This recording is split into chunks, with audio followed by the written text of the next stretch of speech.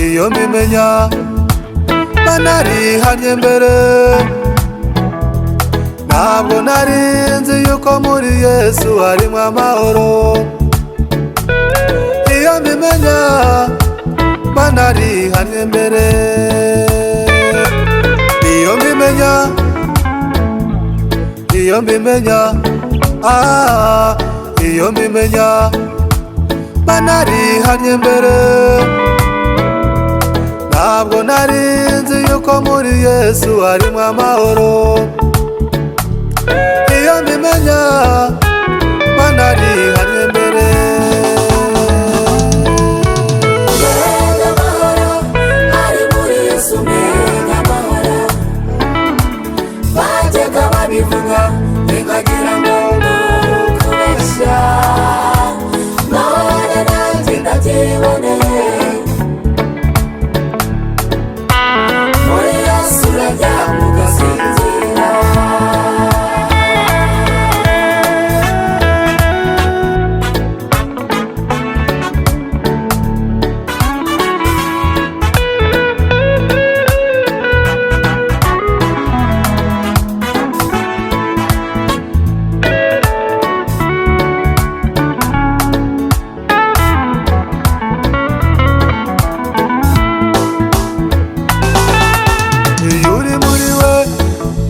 Ntakiza ngo kigukange, niyo bikomeye Yesu ararwana agatsinda.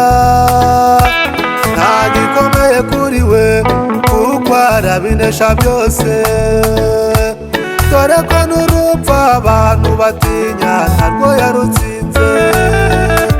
Iyo uri muri we ntakiza ngo kigukange, niyo bikomeye Yesu ararwana agatsinda. Nta gikomeye kuri we kuko arabinesha byose, dore ko n'urupfu abantu batinya ntarwo yarutsinze. Mbega amahoro ari muri Yesu, mbega amahoro. Bajyaga babivuga bikagira ngo kubeshya, none nanjye ndabyiboneye. Muri Yesu uraryama ugasinzira.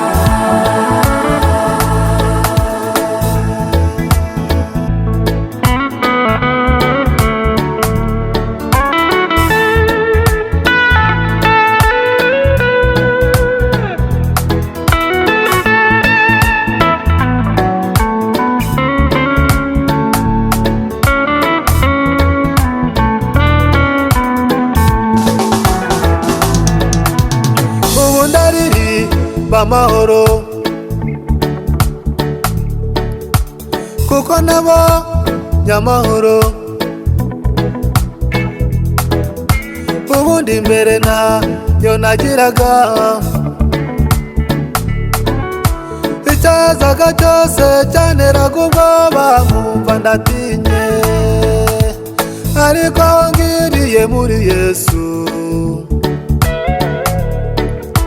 ikije ndatuza. Yesu akarwana kandi agatsinda. Mbega amahoro ari muri Yesu, mbega amahoro.